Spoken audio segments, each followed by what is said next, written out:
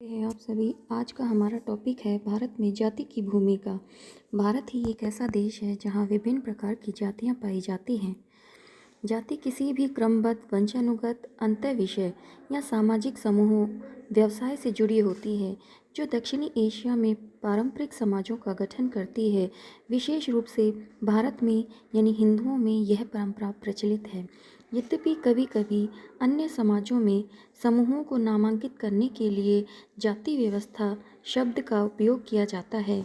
जाति हिंदू समाज में विकसित होती है। दक्षिणी एशिया में सामाजिक संगठन की विशेषता के लिए जाति शब्द का उपयोग विशेष रूप से हिंदुओं के बीच 16वीं शताब्दी के मध्य तक होता था। लैटिन भाषा में नस्ल की पवित्रता के अर्थ में पुर्तगाली पर्यवेक्षकों द्वारा यह शब्द नियोजित किया गया था। सामाजिक रूप से व्यावसायिक श्रेणियां को स्थान पर रही पश्चिमी भारत में हिंदू समाज के विभाजन का वर्णन करने के लिए जाति का प्रयोग किया गया। सामाजिक दूरी बनाए रखने के प्रयास में इन समूहों ने खाने से संबंधित मामलों में भी पारस्परिक रूप से बहिष्करण का अभ्यास किया और संभवतः इस शब्द को अपनाया था। इसके बाद में कास्ट या जाति एक विशिष्ट अर्थ में अंग्रेजी और प्रमुख यूरोपीय भाषाओं में स्थापित हो गई। जाति आमतौर पर एक प्राचीन शब्द है जिसे अद्वितीय सांस्कृतिक विचारधारा द्वारा संस्थानों में बरकरार रखा गया है। जाति समाज के बड़े पैमाने पर और छोटे पैमानों पर विचारों के बीच अंतर करना आवश्यक है, जिसे क्रमशः सिद्धांत और व्यवहार या विचारधारा और मौजूदा सामाजिक वास्तविकता का प्रतिनिधित्व करने के लिए कहा जा सकता है। बड़े पैमाने पर हिंदू समाज के समकालीन छात्रों को एक सामाजिक आर्थिक श्रेणियों में चौगुनी व्यवस्था की में बांटा गया है, जिसे ऋग्वेद में संरक्षित एक मौखिक परंपरा का पता लगाया गया है।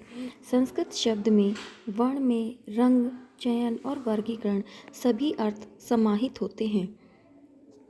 इंडो यूरोपियन बोलने वाले लोगों का पलायन संभवतः 1500 के आसपास था और उत्तर पश्चिमी भारत में 19वीं शताब्दी के मध्य में था।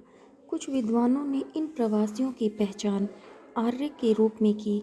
आर्य संस्कृत भाषा का शब्द है जो ऋग्वेद में पाया जाता है। कुछ विद्वानों ने यह कहा है कि आर्यों ने स्वदेशी का सामना किया और विजय प्राप्त की, जिन्होंने दाह यानी दुश्मन और सेवक इन शब्दों का प्रयोग किया था। इस तथ्य से स्पष्ट है कि यह रंग से हो सकता है। कुछ विद्वानों ने कहा है कि इन तथाकथित आर्यों को कथित रूप से हल्की फुल्की और गहरे रंग की त्वचा वाले माना गया है। संभवतः भौतिक विशेषताओं द्वारा इन्हें विभाजित किया गया है। 20वीं शताब्दी के मध्य से हालांकि कुछ विद्वानों ने प्रमाणों की ओर संकेत दिया है और कहा है कि प्रथाओं और त्वचा के रंग को ही नहीं, इसके अलावा आर्य शब्द एक जातीय आत्म पहचान के बजाय बड़प्पन के लिए भी प्रयोग किया गया है। इसके अलावा यह संभावना है कि पहले ईरान के अप्रवासी लोग इस जाति व्यवस्था में शामिल थे। इसलिए कुछ 20वीं शताब्दी के लेखकों की प्रवृत्ति प्राचीन द्विदलीय वर्गीकरण की त्वचा के रंग के आधार पर नस्लीय मतभेदों को कम करने के लिए भ्रामक रही है। आर्य और दाह के बीच जो भी संबंध है वह धीरे धीरे आंतरिक रूप से बहुवचन यानी सामाजिक व्यवस्था में एकत्रित हो गया, जो समाज के पुजारी, योद्धा और आम जन में 3 गुना विभाजित हो गया।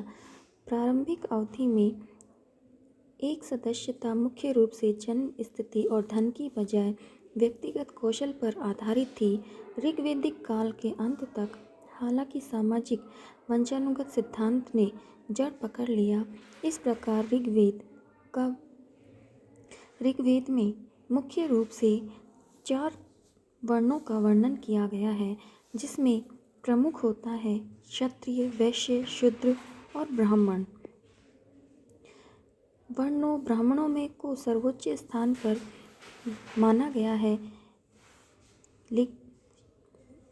इसी के साथ ही क्षत्रिय के रूप में राजा को नाम दिया गया है, जो क्षत्रिय जनता की रक्षा करे। वही क्षत्रिय धर्म कहलाता है। 2 शीर्ष श्रेणियों के नीचे स्थान पर वैश्य हैं जो मिट्टी में बस गए, जिसमें कि कृषक और व्यापारी वर्ग शामिल था। इन तीनों वर्णों को एक साथ 2 बार जन्मे यानी द्विज माना गया है, क्योंकि पुरुष सदस्य बचपन से ही दीक्षा के माध्यम से जाने के हकदार हैं। इस दूसरे जन्म ने उन्हें निर्दिष्ट संस्कारों में भाग लेने का हकदार बनाया है और उन्हें पवित्र ज्ञान तक पहुँच प्रदान की है। वे अपने सामाजिक वर्ण वैशिष्ट्यों के साथ ही अगले वर्णों की मांग रहे हैं। मृत जानवरों के निपटारे में और कुछ अपमानजनक व्यवसाय करने वाले व्यक्तियों को अछूत माना गया, जिन्हें शूद्रों की श्रेणी में रखा गया है। वर्ण ढांचा ब्राह्मण सब कुछ प्रत्यक्ष और परोक्ष रूप से होते हैं। महान पहचान द्विज स्थिति, राजकीय अधिकार और प्रभुत्व, वैश्य और शूद्र, जो लोगों का एक बहुत बड़ा बहुमत के लिए जिम्मेदार है। यह आश्चर्य की बात नहीं है, क्योंकि प्राचीन ब्राह्मण विचारधारा के लेखक थे। 4 वर्णों को एक साथ अलग अलग जीवन चक्र में संकलित विभाजन करा गया है, जिसी के तहत 4 आश्रम विभाजित करे गए। ब्रह्मचर्य आश्रम, गृहस्थ आश्रम इनमें बांटा गया है। वास्तव में जीवन हिंदुओं का पारंपरिक रूप से वर्णाश्रम धर्म किसी भी वर्ण के लिए जीवन के चरणों का कर्तव्य है। वर्णक्रम की प्रणाली को समझने के लिए प्रासंगिक बनी हुई है। जाति, हालांकि इस जाति शब्द के दोनों के लिए खड़े रहने के लिए इस्तेमाल किया गया है। वर्ण और जाति दोनों एक ही शब्द हैं। यह छोटे पैमाने पर स्थापित स्थानीय गांव समाज के अधिकांश विद्वानों में रजक प्रतिनिधित्व भारत की जाति व्यवस्था के बारे में लिखते हैं।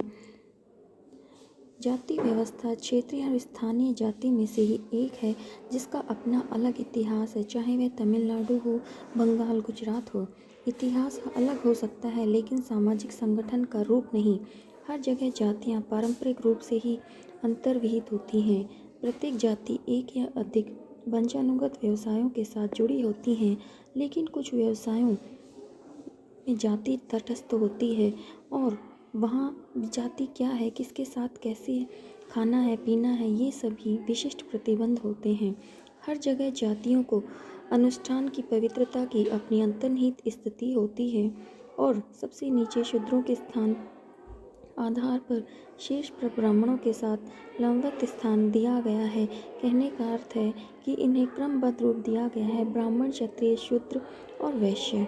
शूद्रों में से जो अशुद्ध पदार्थों यानी शरीर के उत्सर्जन, मृत पशुओं आदि का निपटारा करते हैं, उन्हें अछूत कहा जाता है। यह मानना उचित है कि जाति व्यवस्था उसकी परिवर्तनहीनता की लोकप्रिय छवियों के विपरीत है। हमेशा सामाजिक व्यवस्था में खुद को बढ़ाने के लिए विभिन्न जाति के प्रयासों की विशेषता रही है। इसी तरह के प्रयास आनुष्ठानिक रूप से शुद्ध जातियों के मामलों में अधिक सफल रहे हैं। अस्पृश्यता के रूप में यह भारतीय संविधान में गैर कानूनी घोषित किया गया है, जिसे स्वतंत्रता के बाद बनाया गया और 1949-50 में अपनाया गया था। भारत में जातियों को दो मार्ग की गतिशीलता उपलब्ध है।